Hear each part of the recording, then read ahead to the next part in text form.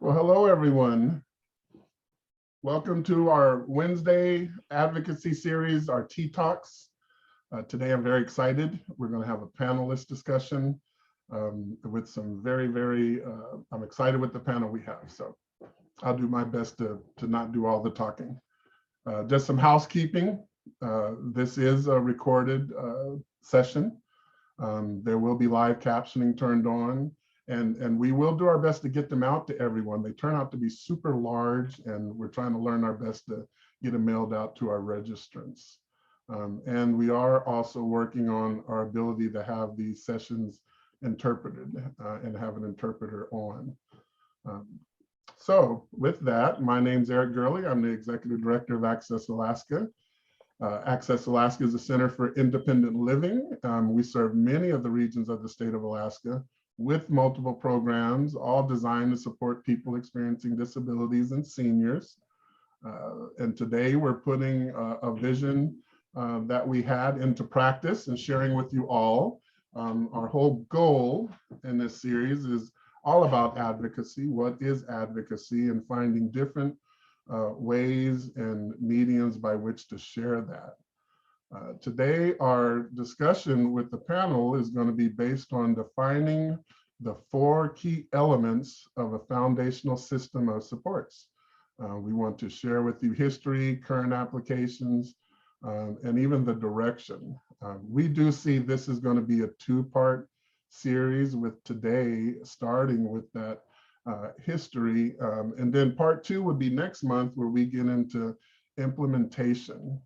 Our 2 areas of focus will be shared vision. It's called the DD shared vision, and our panelists will help assure everyone knows how that came to be, where it sits now in the state of Alaska, and our vision and what we hope for it to gain, including the use of those primary advocates as they work to realize that vision. And then second will be supported decision-making agreements.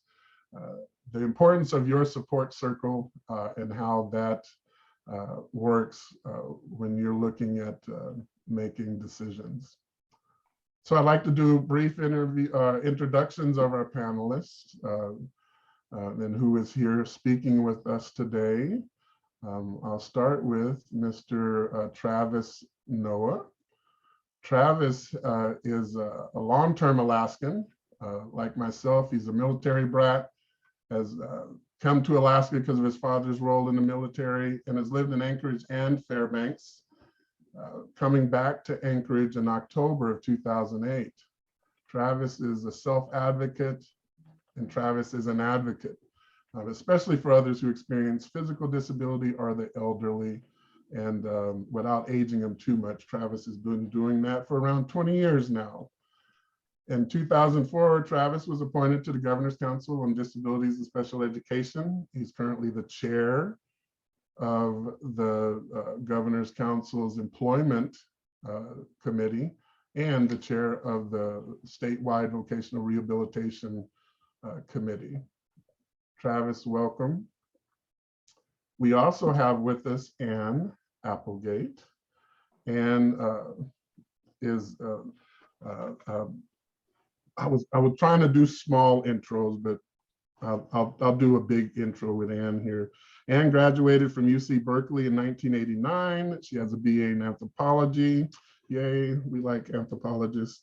And then her JD was achieved from the University of California, Hastings in 1994. Ann has been an attorney in solo practice and has been in work here in Alaska with the protection and also advocacy agency, the Disability Law Center of Alaska, and has taught disability law and ethics at the University of Alaska Center for Human Development. At this time, Ann is the owner of her own consulting business and advocacy firm. And one of Ann's focus areas has been to lead the state, Alaska's state lead on the subject of supported decision-making for several years. So, and that continues to be involved now with a national look. And our last panelist is Roy Scheller, long-term leader in the state of Alaska. I will age Roy. For over 40 years, Roy has been involved in executive leadership with Hope Community Resources. He's now retired, but in his time and tenure, Roy was successful in helping many folks transition from institutionalized care, from out of state and in state of Alaska, up to and including working with state of Alaska officials, multiple administrations, as our regulations and statutory laws have been shaped, going back and forth between social and medical programming. Today, you'll hear a little bit more about that as we again set the plate for what our history has been when it comes to these two important items, the DD shared vision and supported decision-making agreements. What I'd like to do next is do pass to Roy the opportunity to shape for us that idea of defining the four key elements. And after Roy sets that tone and context, we'll go next and spend a bit of time hearing from Travis on the DD shared vision. So Roy, if you would please. Thanks, Eric. Hello, everybody. When we talk about a community level advocacy movement, I'd like to use the analogy of having a blueprint. And the blueprint helps you build and draw from a plan, not just go at it haphazardly. And when we think about blueprints for large buildings, there's a lot of emphasis on four corners. You have to have four corners to the building to be able to know that it has a strong foundation and that those corners have to be level, they have to be powerful, and they have to be able to withstand all kinds of winds and floods and other kinds of activities. So at our community level of advocacy, we defined four corners for ourselves. The first was that there has to be a shared vision. So one corner has to be a vision for where you're heading, because without a vision, you can't get anywhere. You have to have a vision to be able to move forward and keep to the vision and stay with the vision. And the second corner has to be that the voices who are representing that vision, who are building the vision and who are selling the vision to others, have to come from the primary users of the services and supports that occur. That without that voice, without the voice of primary people being involved, the message gets watered down, and it appears sometimes to be more agency-centered or politically centered rather than individually centered for people who are using the services and supports. The third area that Ann will be talking about later is supported decision-making. And for me, that supported decision-making allows more and all voices associated with the primary users to be heard. That when people have a guardian or the guardian is speaking for that person, oftentimes that voice gets watered down. So supported decision-making allows a person to have avenues to maintain their voice as a primary person. And then the fourth is one that we haven't quite accomplished yet. We got the other three nailed down pretty tight, but the fourth is the fact that control of the budget for the services that you're receiving has to be in the hands of people who believe in the vision. When that budget, the state budget, is controlled by people outside of that vision, it gets watered down, and oftentimes funds from that budget get reallocated other places in the state. So you want to have a tight control of that budget. So those are the four corners. And I believe Eric's intent is to be able to gradually expand on those four corners in dialogues and communications with each other. So thanks. Thanks, Roy. Well, next, Mr. Travis, if you could you talk to us about the DD shared vision and starting with simply how it came to be, your role in that, and then we'll pause, see if there's any questions before we move forward. Sure. Thank you, Eric. The DD shared vision, as Roy stated, came to be because honestly, providers and other individuals within the state of Alaska who deal with developmental as well as intellectual, and which can include traumatic brain injury and other forms of disability, sat down and said, this system that currently exists, which is a medical model-based system, does not work. There are holes, there are issues that are not addressed. So as Roy stated previously, you can't really live a life as a person, just as an individual, if you need services, if the services are directed by the government. Let's just be frank. So the vision came about because those individuals sat down and said, how do we make it work? Well, Roy was approached by the trust to be the chair of a committee to design a way of making the system work for individuals of all different types of special needs. I came about, again, and just like Eric said in the beginning, I'm going to piggyback on Roy here a little bit. He approached me along with a couple other individuals that were key players and still are key players in the state, and said, we would like you to be the first person with a disability that comes to the table, that sits with us. And at the time, it was a little over 5 years ago. It was just Roy and those key players and myself initially.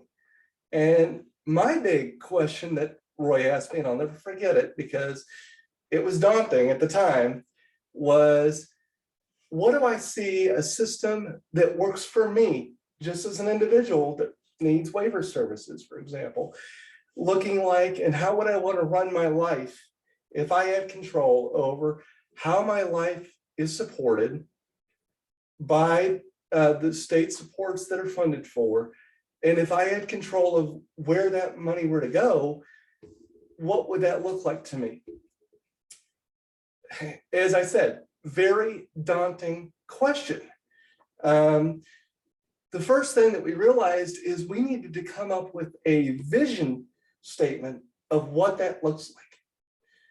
And without getting too heavy into context here, basically the vision statement is individuals with disabilities live the life they choose with the supports that they direct. Very basic, very down to earth, but that is what the vision is. It is stated as the DD shared vision. When we designed it, we had to state that because people with developmental disabilities voices were not being heard. Every time the waiver system comes into play and somebody who has control of money and policy designs those things, people's voices with developmental disabilities were not being listened to. So the design of that vision statement was to come up with a way that when we have that, we could go to the government and say, let's put this in statute, which means when it's put into statute, the government has to take that vision statement into account with every policy they try to change or design new into the system.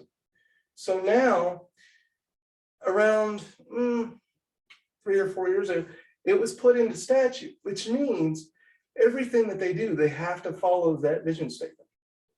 They absolutely have to take that into account. They cannot change anything without taking that into consideration.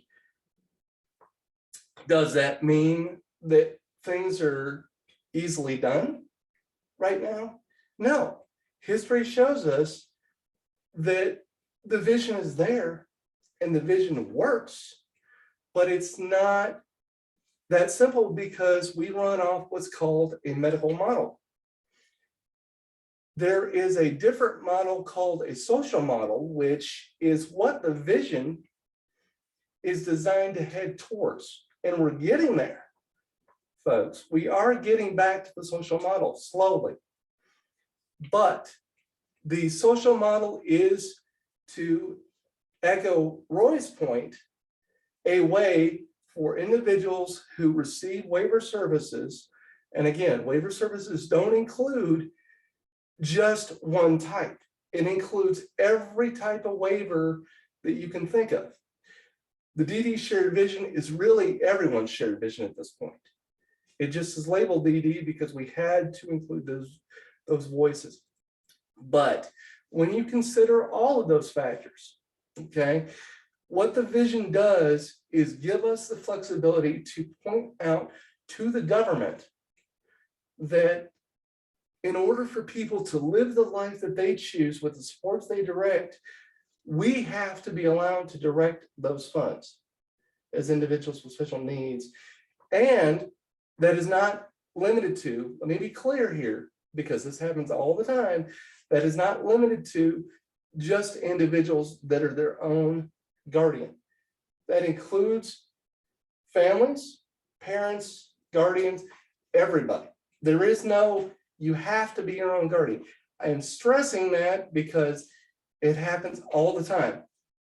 People say this only works for individuals who are their own guardian and are capable of voicing their needs. No, it is for everyone.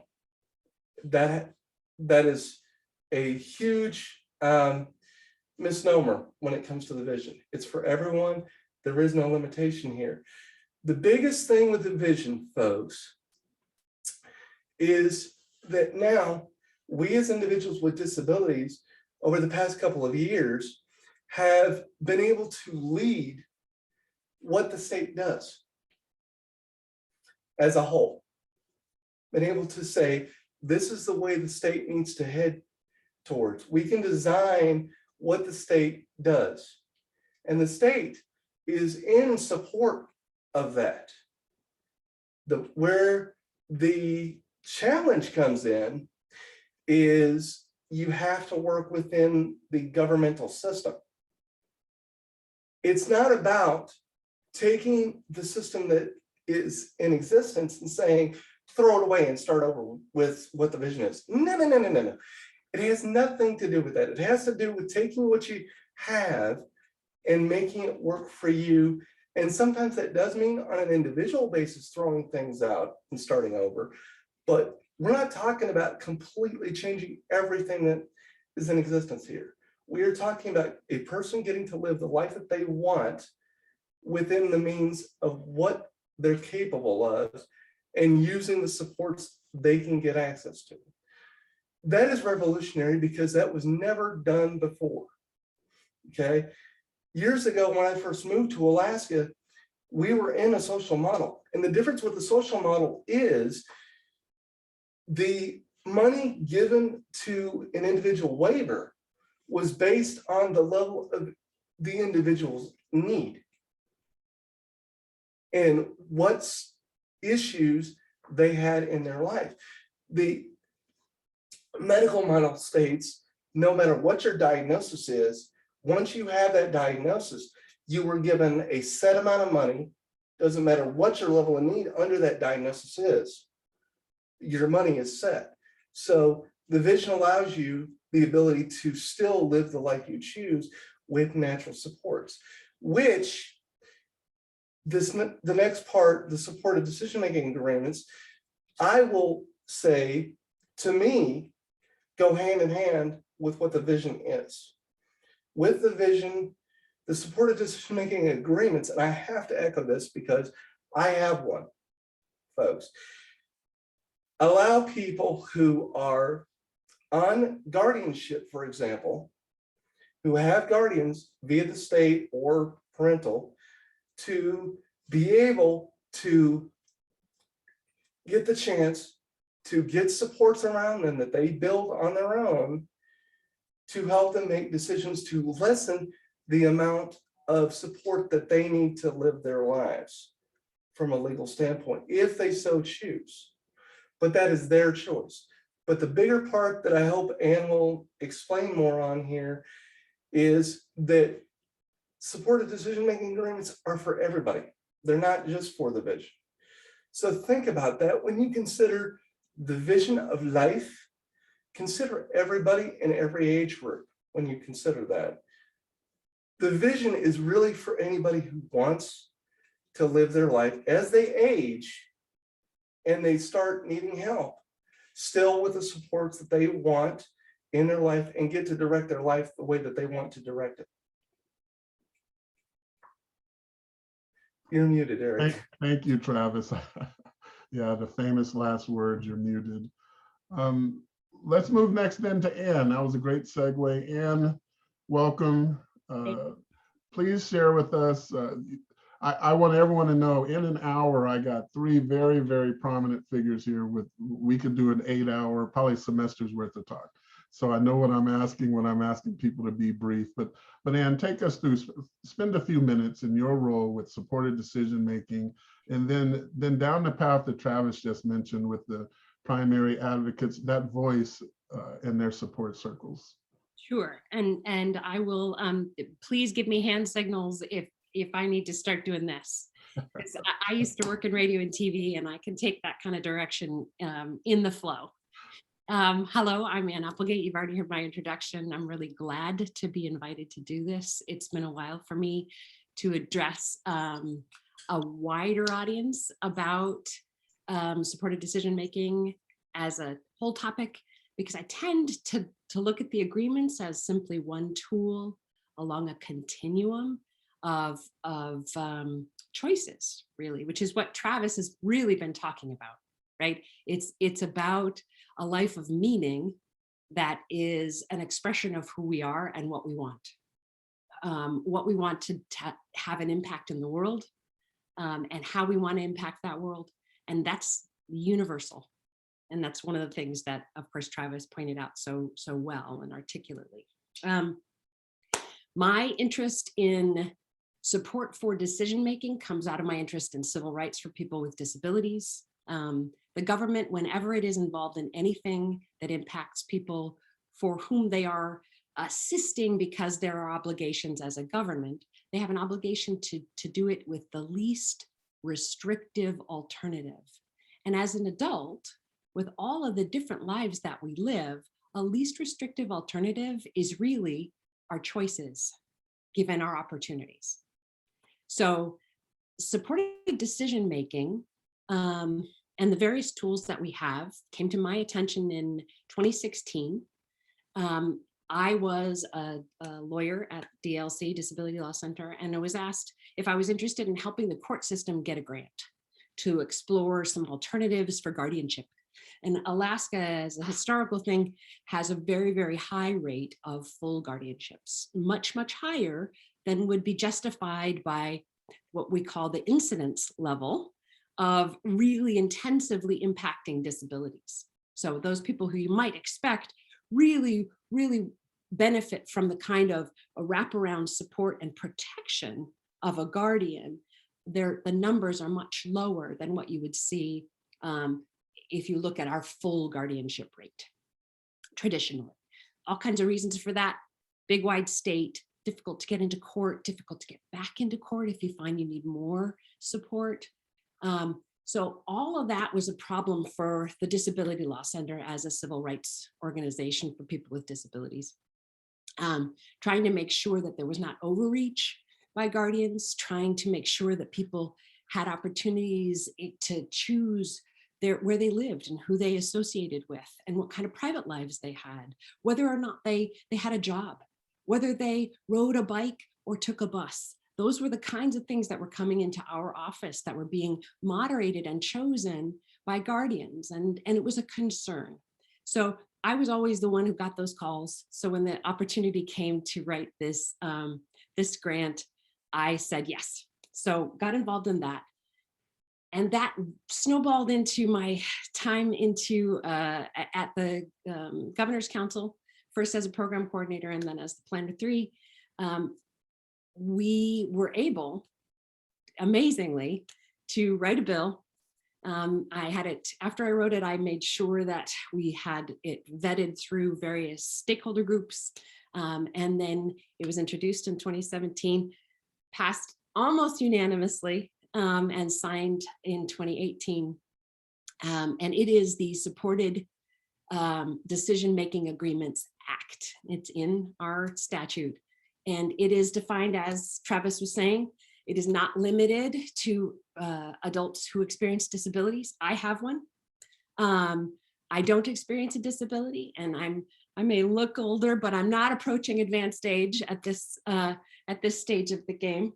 Though all of those decision-making supports that I have already in my agreement will be relevant as that process continues. And also, it is an expression of the kinds of decision-making team that I rely on now anyway, which is really the important part of the agreements themselves. Trying to think about history. I think that's probably enough. We were the third state in the union to have an act. I've been active nationally, making sure that those same supports and structures that are in our really, really great law, it's been singled out as being very unique in a lot of important ways, have been exported to other populations, senior population, and also to other states. So that's where we are in terms of the actual kind of timeline of the development of this. So, and then Eric asked me to wrap in some of the thoughts that Travis had, and I think that's where I'm going to go now. And to do that, I want to point out something. I'm going to share my screen for a sec here. Oops, first I'm going to go back. I'm usually on my big computer, so I'm going to, there we go. That's it. So what I want to just point out is that there's a whole set. Can you all see my screen there? Yeah, I'm not going to bother turning it into a slideshow, but so supporting adult decision-making is really largely a pre-decision-making concept. What you really want is to be able to find out what people's choices are. That's what we all want. And where are we along a continuum of our own ability in terms of our information already, our interest in making decisions for ourselves, and what kinds of decisions we want to, what do we care about, and what our goals are for ourselves. Those are all something that you have time to do ahead of time. Make something that is a document that describes who somebody is and what they care about, and then move to a plan. Who are the people that are in their natural support circle? Are there ways to expand that support circle by generating connections and relationships through structures? Do they like to rely a lot on professionals? If that's the case, add those people into that team. And then what you really have is a set of tools.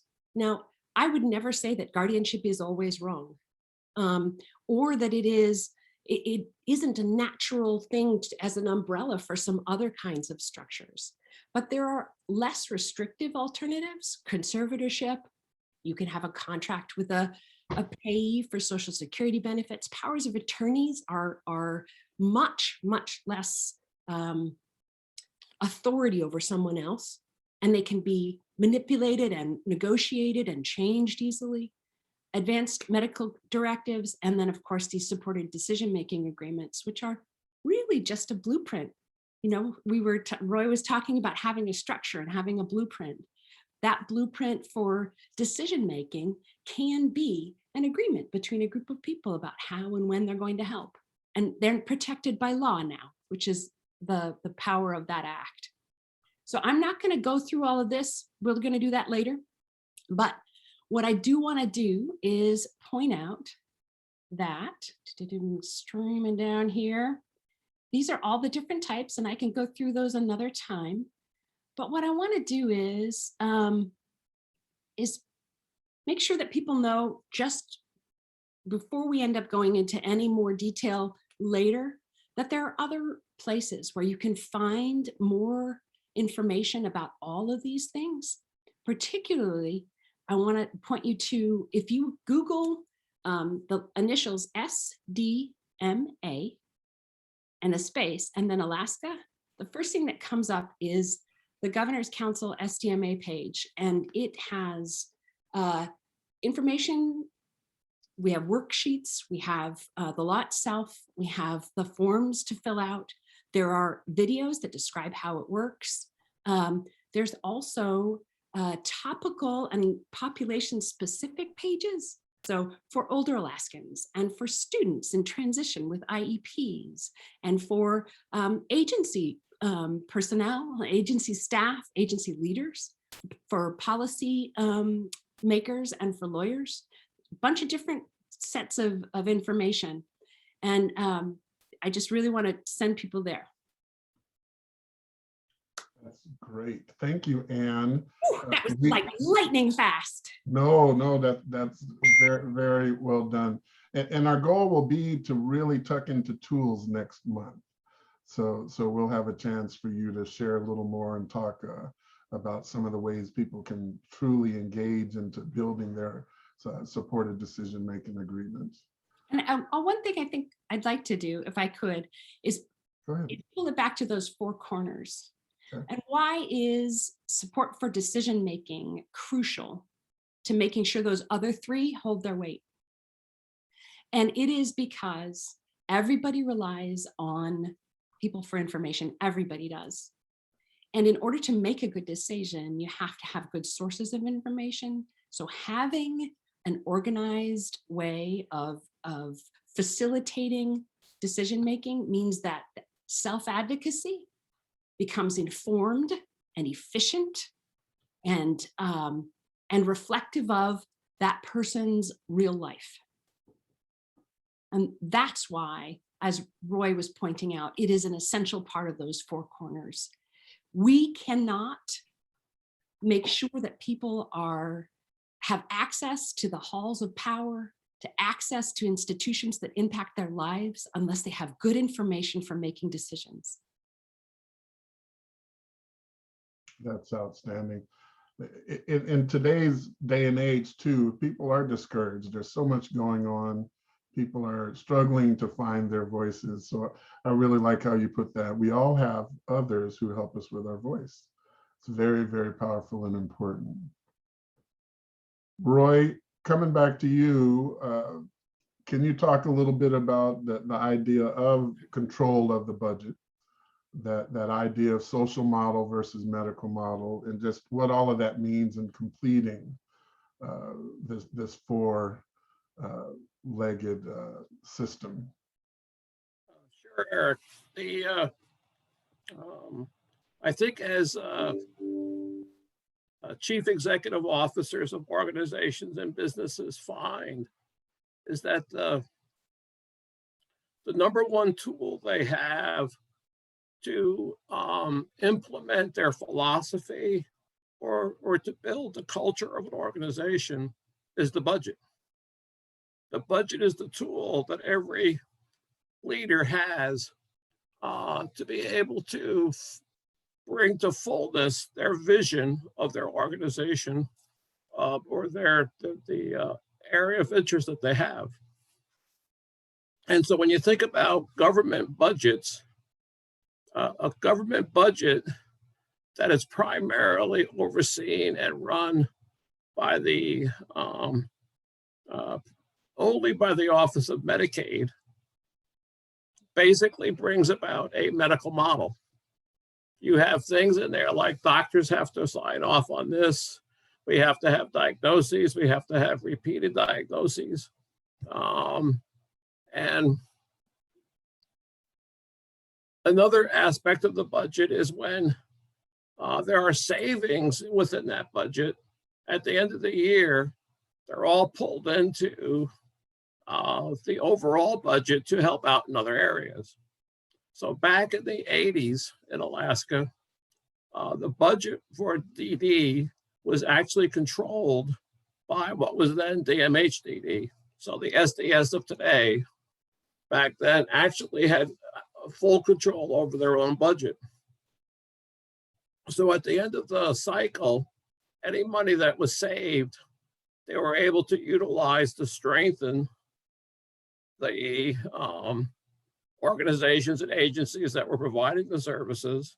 They were able to use that money for ongoing training and development. And most importantly, they were able to use that money to enhance a person's individual life on a one-time basis. So a lot more things were happening at one time as the money was utilized.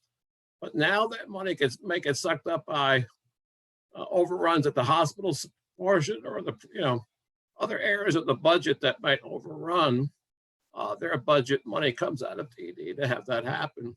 And it takes place almost every single year. So control of the budget really allows the vision to be more fully implemented. And if that vision is, if it's bought into by the, like say SDS, which they do, and they have control over the funding, and the funding can be allocated in ways that support the vision, not in ways that support a medical model. I think that's the primary part there. And as I said, it has happened before. We've seen it. It was very effective. In fact, it was probably considered one of the golden days of DD in Alaska back in the mid 80s. We were actually rated #1 in the country.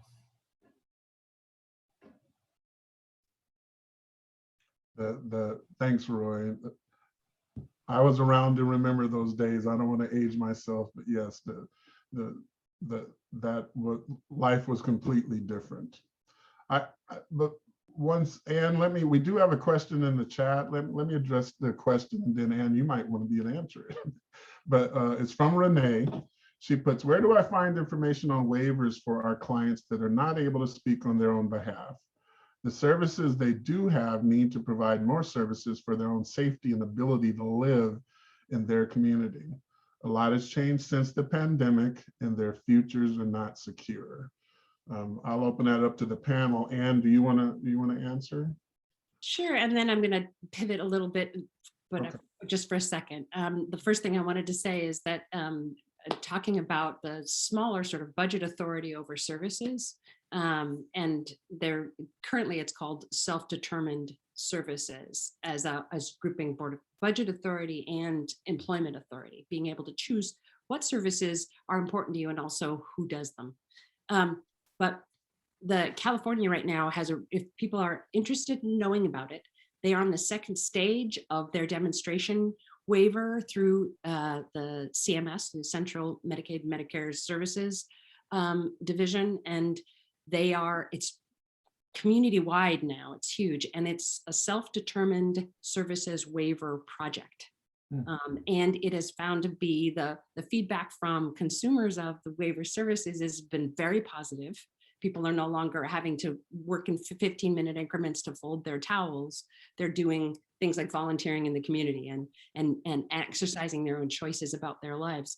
And it's also demonstrated to be budget neutral, which is significantly important in getting things done politically. Now, to talk about Renee's question, there are a couple of premises. I'm a lawyer, so I have to say depends.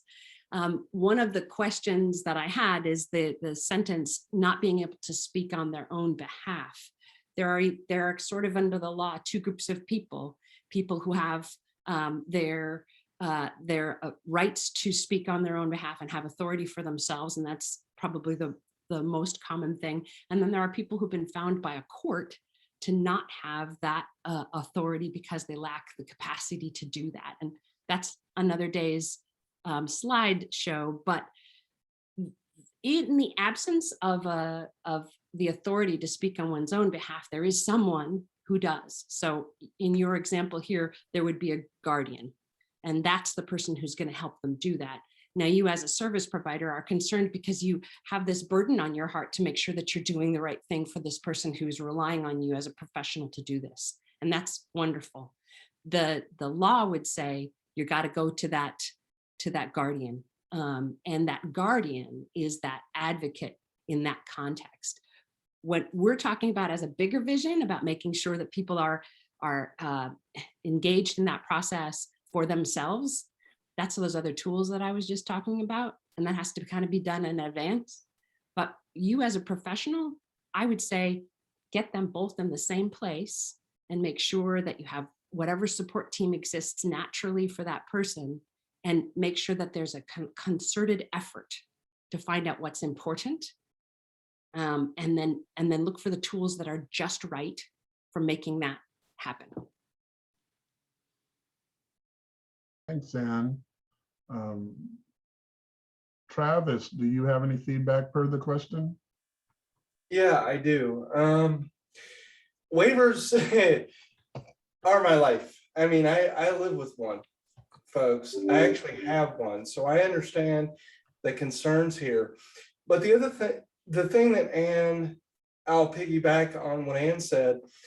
When you talk about an individual who doesn't have a voice and can't speak on their behalf, two different ways to think of that. One, I would argue that anybody, I don't care what their limitation is, can speak in some way on what they want. So don't assume ever, please, that somebody can't voice something of what they want at some level. Please don't do that. Secondly, when you talk about waiver services, when you have a waiver, as far as the state of Alaska is concerned, there has to be a care coordinator in order for those services to be administered. So when you're talking about services and trying to find other places, the other person that has to be involved is the individual's care coordinator on an individual basis. You as a provider cannot go and say, well, we need to get this service intact. You can suggest that, but the care coordinator has to be the one with the guardian, if there's a guardian involved, that administers setting all of that up. The provider has no control over that. So really, to echo Ann's point, you need to get all three corners, you, the provider, the care coordinator, and the guardian, if the individual has one, in place. If they do not have a guardian, but you're still having trouble with voice issues, that's where you get someone involved to help them advocate for what they need. That's one of the things that my kind of position does. I can help somebody advocate for what they want. And when I say help, I do with, not for. But sometimes it takes somebody that understands the system better to help them get their point across in a way that the government can say, okay, we can provide service for that. Because it's not that they can't talk for themselves, they just may not know how to express it in a way that the government is going to say yes to that service. Does that make sense? And I would recommend either one of those two approaches. And Travis, if I can toot your horn for a minute, when you say your position, you are an independent living advocate for Access Alaska. Correct. What that means, and my bosses have taught me this one, what that means is, even for someone like me, I'm on waiver, folks. I live in a group home, which means I have full service. I have full support. However, I live a fairly independent life. I deal with my own finances. I deal with all my own medical stuff, all of that. But there are areas in which I still need someone to advocate for me. Because of my level of need, the state doesn't always listen to what I have to say. That still takes a professional that's outside of me to say, please fix this. Do I like that? No. But that's why when you talk about waiver services, you have to have professionals sometimes assist with that. But don't assume that that person can't speak on their behalf. The goal of that is speak on their behalf when the people on their support system can understand what the person wants, if necessary. But please do not assume ever that somebody can't say what they want in some form. Thank you, Travis. Ann? And I want to just, Travis just said that beautifully. And what I want to do is a little bit off of that too. And that is, don't assume that because someone has a barrier to advocacy for themselves in a particular area of their lives, that it's universal across all areas of their lives. Every single one of us has a kind of a moving flow of our ability to, at any given moment, make a good decision, or make a decision that reflects what we want. Good decisions, I'm very suspicious of. But, and I can say in my personal life right now that's very much the case. I am all over the map. I'm just honest. And I never before have I appreciated that statement, that we have to recognize that it isn't, as Travis says, it's not a yes or no. They can communicate, they can't communicate. And it's certainly not a yes or no in this moment, or even with this type of decision, Renee, when you're looking at this, look for strengths in terms of support for decision-making, internal resources for decision-making, and make it an individualized kind of structure. Thank you, Ann. And Renee, thank you. We understand. We understand. We're in the spirit of your question as well. Any other questions from the group? We'll try to take one more as we're getting a little short on time.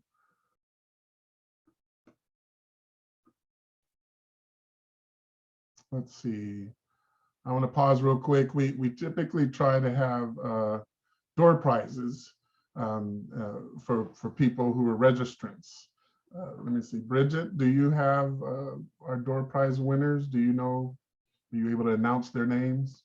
I do. Yep, I have them if we're ready for that. Go for it. All right. So our door prize winners this month are Richard Benjamin, Philip Albert, Tanya Hamilton, and Abigail, I'm sorry if I say your last name incorrectly, Gorgiolo. And I typically will reach out to you guys in the next week or so via email, just requesting a mailing address. So keep an eye out for that. And typically we'll get those door prizes out in the next couple of weeks. Our door prize this month is going to be the book No Pity from Joseph P. Shapiro. It's a great book in helping understand history and the movement for independent living. So thank you for your registration. I see another question from Art DeLon out of Fairbanks. He asks, is there any movements towards having appointed guardians adapt to the shared vision? Who would like to take that one, panel? Yeah. Well, and I can, because I'm still part of the WINGS group, which is the court system. WINGS is the Working Interdisciplinary Network of Guardianship Stakeholders. And one of the committees is looking at alternatives to guardianship, and it includes the concept of a shared vision. And I have to say that I don't think now they are, but it's one of those 100th monkey things where the more we talk about it in their presence, the more they start to borrow our language. And it does shake up some of the structures, because the court system is very, very hidebound and very slow to change. And appointed guardians are part of that system. And so there is it takes a long time to move, to make a culture shift within that context. So I think it is happening, but I don't think it's an organized thing, Art. I think it's really much more just it's osmosis. They're getting it from us because we keep talking about it. Good question, and thanks for that answer, Ann. Any other questions?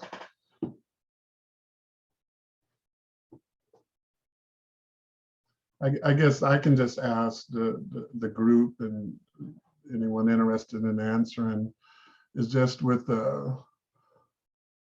what guidance would you share with folks in terms of our current systems advocacy issues? There's multiple. And one we heard earlier regarding impact of COVID. There has been impact with some of even our technical systems meant now to help move things forward that have stifled and things such as even getting hires in place right now. But what would you say to folks as they're looking to help advocate for themselves regarding these systems issues? I'd like to take part of that, Eric, if you don't mind. Oh, go ahead, Travis.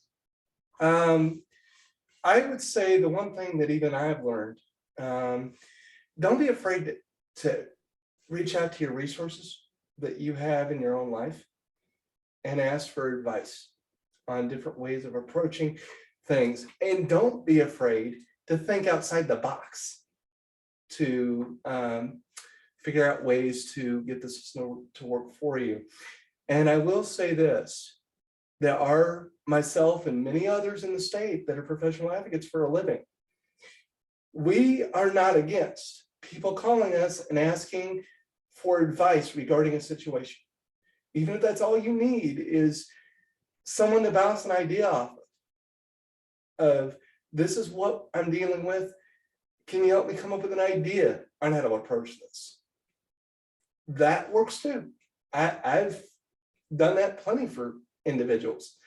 And that can be a huge relief because sometimes all it takes, especially during COVID, is somebody else to look outside of your situation for you and help you figure out a way to move your path forward. Because you get stuck when you're stuck inside 24/7 and you have to use technology. Sometimes a different voice can be helpful. Thank you, Travis.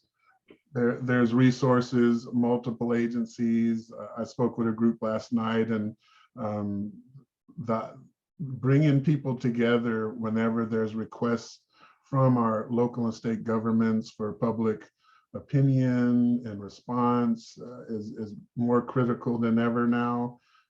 We have concerns about the voting rights. So I just would ask everybody to really, really heed and utilize those resources like Travis is mentioning so that those things don't fall aside because inactivity is a decision. And I don't know that everyone understands that. If you say nothing, you've made a decision. Mr. Roy. I was going to quickly add to that, that there are, I'm sorry, that there are voting rights programs through the Governor's Council. There's information. Disability Law Center also has some materials that are really helpful for people, and that those accessing those kind of professionals like Travis was mentioning, those are two organizations that are ready to help with that. Thank you, Aaron. Mr. Roy, just because I picked on you about being around a bit, I am curious because things tend to cycle. Can you help us just in what you've seen over time and what has always been the remedy, if you were? What has helped people come forward and make change? Eric, I think the simplest answer I can give is agitation. Agitation results in people advocating. If you're not feeling anxious, you're not going to advocate. If someone isn't causing you anxiety or some system isn't causing you anxiety, it's very difficult to advocate. So literally, I believe that the times in Alaskan history when people have risen up the strongest and their voices became the loudest were at times where there was the greatest agitation that took place. And so we all have different things that agitate us, right? The voting issues of today are going to agitate a good number of people. Okay, it might be gender issues that might agitate a good number of people, right? It may be just social issues, but a precondition to change is being anxious. I don't want to offend any psychologists out there because I'm not pretending to be one, all right? But you won't change something in your own life unless you're feeling anxious about it. And if you're anxious about it, you can begin then taking steps to relieve that anxiety by changing or being different. And the same is true for community level advocacy and political advocacy. You have to feel anxious about something, and that's going to cause people to begin to rise up. Does that make sense? Absolutely, absolutely. And that very much aligned with that statement. We're coming to a close. I again, just so excited to have this group in front of us today. And we do look forward to coming back together next month. And in that, we'll talk a little bit more about tools and how to implement some of the strategies and ideas and the actual items that are now in state statute to help make change as we go forward. I want everyone to help me thank the group that came today. Thank you, panel. This was wonderful. Your support of Alaska has been and remains critical in terms of anytime there's a need for any group to seek equity and inclusion. And I love the word agitation. So as we go forward, what we'll be doing next month in February is part 2, implementation. And then for March's advocacy series and Tea Talk, which would be the last of our 5, we will be hearing from the Federal Bureau of Investigation. They've been invited to come and speak on civil rights, in particular, hate crimes. Persons experiencing disabilities are one of the categories of persons that can experience a hate crime as defined by federal law. And it's just, you know, in my 30+ years in this field, I have never been involved in helping somebody lodge such a complaint. And it just occurs to me, I need to help more and more people know and understand what this means so that people have, again, their greatest opportunity to advocate. Advocacy is everyone's right, okay? The right to vote, to participate and represent. Please mark your calendars and join us. We enjoy doing these. We enjoy you joining us. If you have any questions, I put a couple of resources in the chat. I'm horrible at it, so hopefully they help everybody, including Travis's email and his role as an advocate.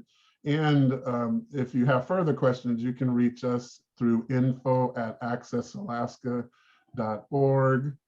Everybody remember, you matter. We are better together. Thank you and have a great rest of your day.